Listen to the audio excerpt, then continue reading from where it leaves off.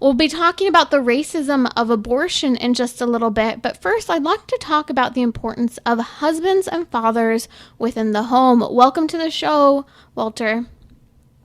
Welcome. I'm so glad to be here, and it's good to hear your voice. Oh, it's a great to speak with you. Walter and I have known each other probably for the last 15 years or so, ever since right after you were arrested. You've known me since I was quite the little girl, in fact. Well, your voice hasn't changed. It sounds the same. Thanks. Well, last week I was listening to an interview between Kanye West and another rapper, and he's slipping my mind right now. Sorry, Nick Cannon. And in that, they were talking about the racism of abortion, but also they touched on how the male voice within the culture, but especially within the Black community, has been silenced. And in fact, there's this clip that I pulled from the interview I want to throw out there for you to listen to, talking about how specifically the men in the 80s were removed from the Black community. Listen to this. I'm still so mindful as a man about using the word abortion. That's how shook we are about using the word abortion But as a lot, men. it's a topic that they say as men, we should not be able, as two men sitting here, we should not be having a full conversation about abortion. Well, that's a strategy to take the male opinion out of any conversation, just taking the leaders and the males out of neighborhoods in the 80s. It's like you take that opinion because you need both opinions. Right. You need the male and the female opinion, and also it's both people's child. Reverend Walter Hoye is here with me. Walter, what happened? How did this removal of men, specifically husbands and fathers, from the home in the Black community get started? Well, it goes back a little further than the 1980s. I mean, just real quick. In 1960, 2% of Black children, lived with their parents, their mom with unmarried parents. So in other words, 90+% of Black children live with their married parents. And that was in the 60s. But by 1970, 38% of the babies born are babies were born to unwed mothers. And at that point, that's when it really started to change. By 2008 or so, we're looking at about 41% were born to unwed mothers. And today we're looking at over 70% born to unwed mothers. And so it goes back a little further than 1980. Why has the Black community been targeted? Some people will talk about how some of the social programs that have led to this, but we'll unpack a little bit the impact of abortion and Planned Parenthood. But what's the big picture thought here? Well, again, it really goes back to the 60s. We're talking about, public assistance. I mean, after the 1964, I believe, Civil Rights Act, that finally got rid of black codes, Jim Crow, segregation of all forms. We start to introduce again public assistance, and to be on public assistance, if you're married, if you're in the home with your husband, you can't get the kind of public assistance you can get if you are single and unwed. So now, married folk are really not going to work if you're going to both be on public assistance. So we're encouraged now, today, so if you're going to be on public assistance, you need to be single. Right. We'll take care of you and the kids.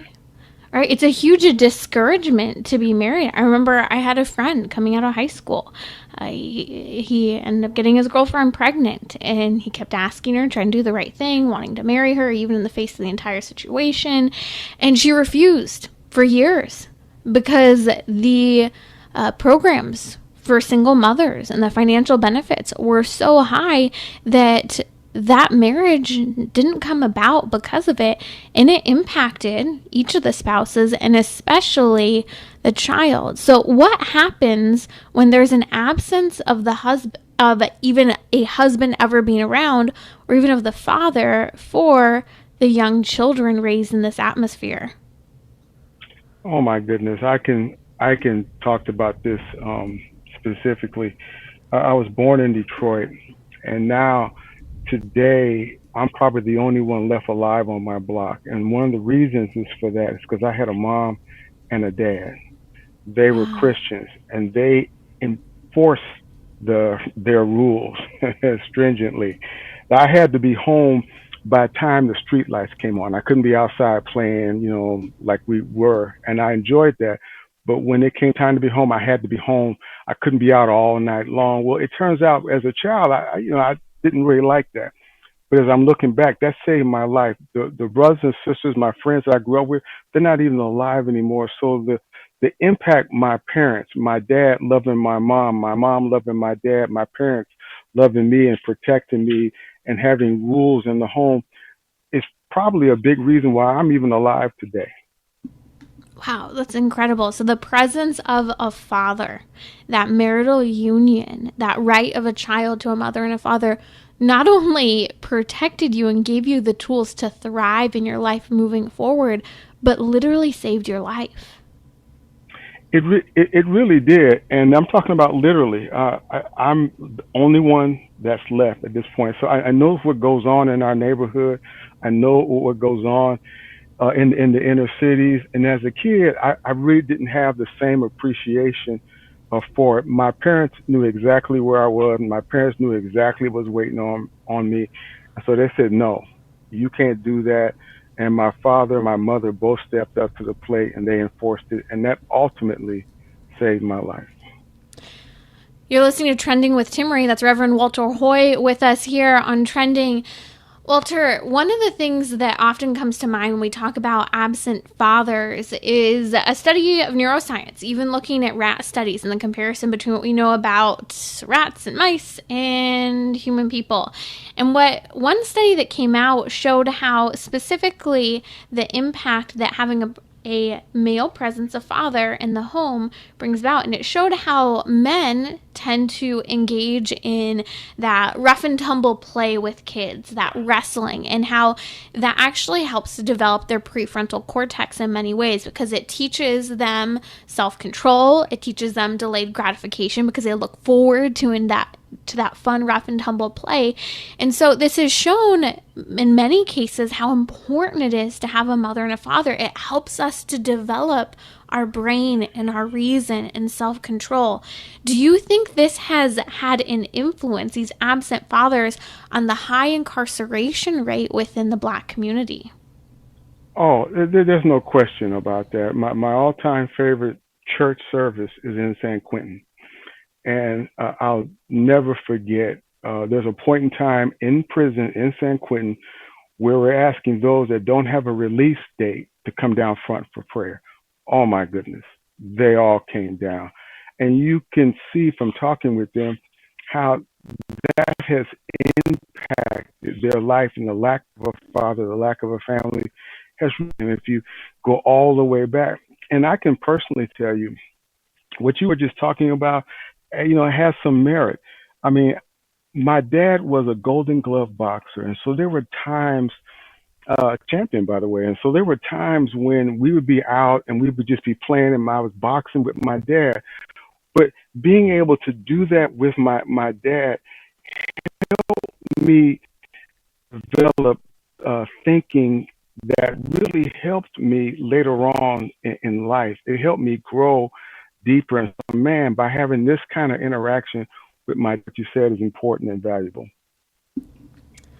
Walter, another thing that stands out for me in the consequences of young boys not having a present father, like you said, your parents together set up rules and guidelines for you, but we're seeing an increase within the Black community of ADHD, attention deficit disorder, and even just poor performance in the school. And we're seeing many kids who are being medicated, but also who are kind of engaging in this aggressive behavior. How does all of this impact the child in the long run? In the long run, there will be lessons that the child won't learn until it becomes painful for him or her to finally catch on. There are things that I remember I wanted to do, but because I had parents that enforced, they were actively involved in my life, I didn't do. As I look back at it, I can say, oh my goodness, this changed my life. This saved my life. This is the reason why I'm here today. So I really can't emphasize how important it is to have a mom and a dad, and particularly a Christian mom and a Christian dad. That's Reverend Walter Hoye with us here on Trending with Timmerie. We're going to be coming back talking about the racism of abortion and the impact it has had on the Black community. Perhaps you didn't know that not only has there been this removal of men from the African American community, but also there's been this removal of the most vulnerable, the youngest. Did you know that today in the United States, more Black babies are aborted than born alive? We'll be back here during our marriage hour with Reverend Walter Hoye. We'll also be talking about growing in marriage and comparing it to the spiritual growth and prayer that St. Teresa of Avila points to, which, by the way, it's her feast day.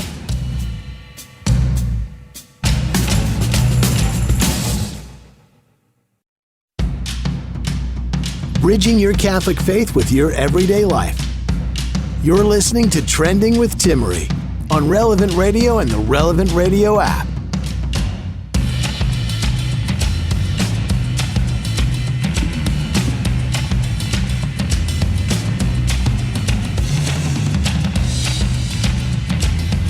Welcome back to our weekly marriage hour here on Trending. We've been talking about the impact on marriage, on children.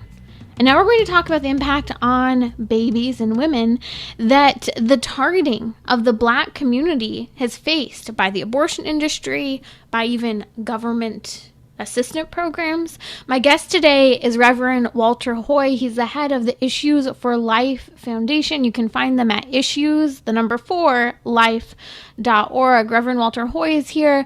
Let's talk about abortion. The racism of abortion has become quite the problem in our culture. And in the midst of Black Lives Matter, it's the one thing that mainstream media will not touch on. The fact that more Black babies are aborted than born alive. Can you share with us a little bit more about how your community has been directly targeted by the abortion movement? Oh my goodness, my goodness. We're talking about, let's consider the 13 leading causes of death in the Black community. The 13. We're talking about heart disease. We're talking about cancer. We're talking about strokes. We're talking about diabetes. I'm talking about all 13 leading causes of death in my community. Abortion alone, all by itself, is more than all 13 leading causes of death put together. Abortion in the Black community is the number one cause of death. That's the impact. That's unbelievable. And this is something most people have no idea. If this is something, we'll be unpacking it now, but if it's something that you maybe want to learn more about, there's an incredible documentary, and I believe it's available for free online, called MAFA 21, life-changing and incredibly informative. Now, you've seen firsthand in front of the abortion clinic the targeting of your community. Can you share how this has impacted your community? Oh, it has. We're at the point now where if a woman is pregnant, it's just so much easier just to go down to the abortion clinic. We're not talking about marriage. We're not talking about being a family. We're not talking about valuing women and lifting women up and appreciating women. We're not talking about that at all. It's just common, everyday, ordinary for us to be in a situation where I'll just go down the street to the abortion clinic and I can just take care of this problem. It's had a huge impact in our community. Now, this is part of what led you to start sidewalk counseling when you discovered how many women in the Black community were walking in droves into the abortion clinic. Tell us a little bit about your story. Well, I was standing on a public sidewalk holding a sign that said, God loves you and your baby, let us help you. And I was there because the friends of mine in the Catholic Church, I'm very close to the Catholic Church. They said, Walter, we think that if there was a pastor standing on a public sidewalk, it'd be hard for her to walk by her priest, her deacon, her pastor, her preacher on into the abortion clinic without saying anything at all. But they were right. Well, the sisters would literally walk up to me and they say, "Hey, preacher," because they'd recognize me from the pulpit, and they'd want to know, "Is it true that God loves them?" And I said, oh yeah, it's true." And then she'd say, "Well, if it's true that God loves me, does God love my baby?" And for her, it was always a baby. For Mama, it was never tissue or an embryo or anything like that. It was just her baby. That's how she referred to it. And then she'd look me in the eye and get serious. She said, "Well, if that's true, if God loves me and if God loves my baby, will you help me?" And Mm-hmm. that's what I did. Oh Mm-hmm. my goodness. It didn't matter what she needed. We stepped in and we helped her. And I can't tell you how many times that made the difference. One person stepping up, willing to lead and guide a woman in this situation. That appeals back to our earlier conversation about how fathers and men are not available in the home to help even the women to build up their self-confidence and to have the assistance they need from their family. Oh, that is so true. One of the things that she'd say, "Well, I need help with," and she pointed to her boyfriend in the car. Mm, yeah. And she said, "Well, will you talk to him?"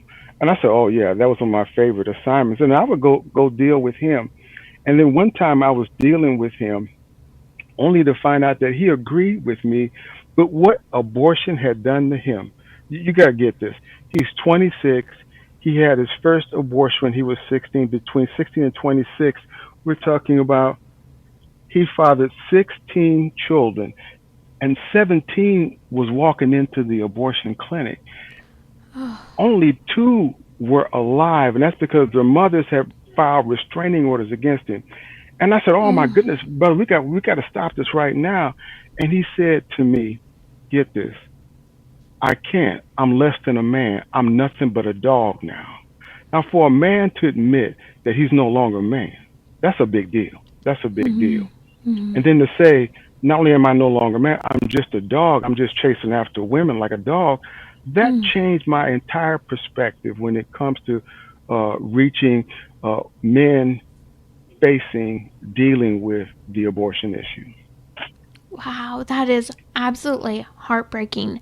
Can you speak to the incarceration rate and how many men who are in the jail and prison system are men who are post abortive fathers? Oh, when I was in jail, now I didn't like it, but I'm in jail, all right. And it got to be known that I was the preacher outside the sidewalk. I was in the news, in the newspaper. I was on television. They all saw it and they recognized me. Well, then slowly but surely, they started walking up to me and they started to realize that, hmm, it was better to have a wife than a girlfriend. Oh my goodness. They would see that I'd be visited by my wife all the time, and they Oh, were wow. not even thinking about that. But when they realized that it was better to have a wife than a girlfriend, we started talking about getting married and being a father and being a Wow. husband and being a provider. And that allowed me to cover so much of the base. It was an incredible Mm. time. Mm. How can we appeal better to men, especially men who haven't had fathers who are post abortive as well? Well, we need programs that actually put men in the lives of young men. I mean, the church needs to focus on so many things, but if we don't focus on the family, on building up the fathers and mothers that are doing their very best, working hard right now trying to make it happen, if we don't focus our attention and build up that kind of community, our communities are going to face destruction. In my Mm. own community, the lack of husbands, the lack of fathers has destroyed my community. Mm. Oh my goodness, from the 60s, we were, 70, 80% intact families. Today, oh my goodness, it's more than 70% in the opposite direction. And if we could solve that, I think we could solve a whole lot of problems. It's easy sometimes to see this in hindsight, as you're saying, some of the men in jail were able to see, especially in just seeing the loving relationship of your incredible wife joining you to visit you while you were in jail during that time. Let's talk about how the low marriage rates within the Black community and the absence of men has impacted the woman's likelihood to have an abortion. When I would talk to the women standing outside of the abortion clinic, and she's talking to a preacher, and so the abortion clinic is banging on the window, telling her to come in. They got escorts trying to get her to stop talking to me, but the sister don't care. She's gonna finish talking to me. She's gonna do what she want to do. And she would often talk about how she had no relationship with her boyfriend or even with her father. She was doing things for all the wrong reasons, and it turned out to be one of the worst decisions that she's ever made. And she's looking for someone to love her for her. She's looking for someone to respect her, to want her. And she wasn't getting that. She was looking for it in all the wrong places. Men, if we'll be willing to step up to the biblical model of manhood, Amen. oh, I can't imagine the good that would be so much good. If you're just joining us, that's Reverend Walter Hoye from Issues for Life. And Reverend Hoye, as I'm thinking about this, I'm looking at Kanye West, and he really is speaking to the hearts and minds of young people. He's allowing them the opportunity to push back against really this culture of death and this culture of abortion. What are your thoughts on Kanye's outspoken conversations regarding abortion? Well, I think we need to have more of them. I mean, I wish, we could even turn the volume up. Abortion is the most controversial subject in the Black church today. Well, we could talk about almost everything. And we got great preachers, great teachers. Oh my goodness, the choir is awesome. It's incredible. But when it comes to this single topic, we don't say anything about it. We don't talk about it.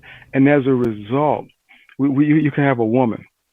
I've had this conversation where, but she's telling me her pastor's great. Her pastor's awesome. He's a great preacher. He's all of that. He's not afraid to talk about anything except abortion. And he never says anything about it. And so she's thinking that she's committed a sin so bad that there's no forgiveness for it. She's committed a sin so bad that not even her pastor, who will talk about everything but that from a biblical perspective. And so she goes deeper and deeper into depression. This is where we need to be willing to speak up. People are so scared of the topic of abortion. It's controversial. The reality is that most people, whether they're pro-abortion or pro-life, will agree that abortion has a lasting impact on women. Many people, that's why we hear they're in the middle, where they say, I personally wouldn't have an abortion, but who am I to say that you can't? That's why many people will be marching this Saturday, unfortunately, in the so-called Women's March. Now, we have seen that abortion has targeted the Black community. Speak a little bit about how this is intentional genocide. Oh, if you go back to Margaret Sanger and the founding of Planned Parenthood, back then it was the American Birth Control League. Margaret Sanger had a project called the Negro Project. Notice it wasn't the white project or any other type project. It was just the Negro Project. And it was her intention to take back then birth control into our community. Why?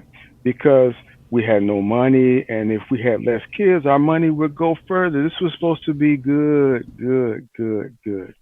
But Margaret Sanger was an absolute racist, beyond all shadow of a doubt. Today, even the Black employees of Planned Parenthood affiliate in New York City have written a letter testifying that Margaret Sanger, the founder of Planned Parenthood, was an absolute racist. And so we need to understand that abortion was never designed for anything that was good. It was designed with eliminating Black folk in mind. That's Reverend Walter Hoye. You're listening to Trending with Timmerie, heard here on Relevant Radio. Let's briefly discuss this new movie that you're in that's now available called Divided Hearts. Tell us a little bit about it and how people can watch.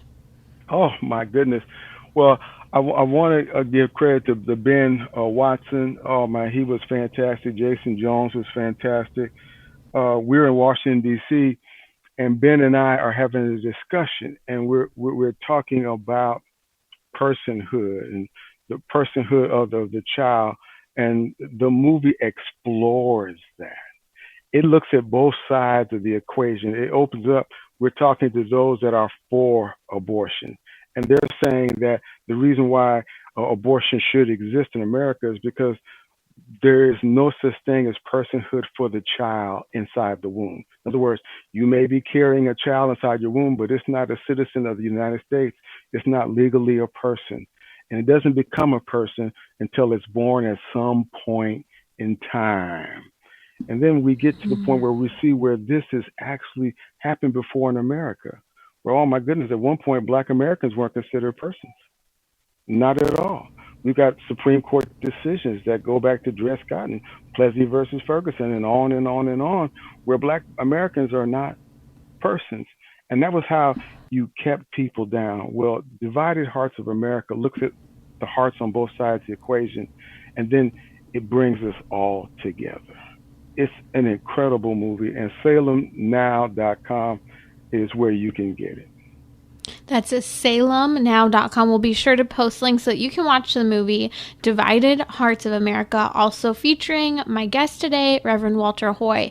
To learn more about Walter Hoye and his work, head over to issues4life.org. What do you want to know about abortion, specifically Roe versus Wade? We're seeing right now with the upcoming Women's March on Saturday, along with the possible confirmation of Amy Coney Barrett to the Supreme Court, and a very heated election that Roe v. Wade is at the heart of it. So what do you want to know so that you can communicate it to others? Head over to my Instagram story now. You can find me at Timmerie, that's Timmerie, and ask your question that I'll be taking up tomorrow. We'll be right back.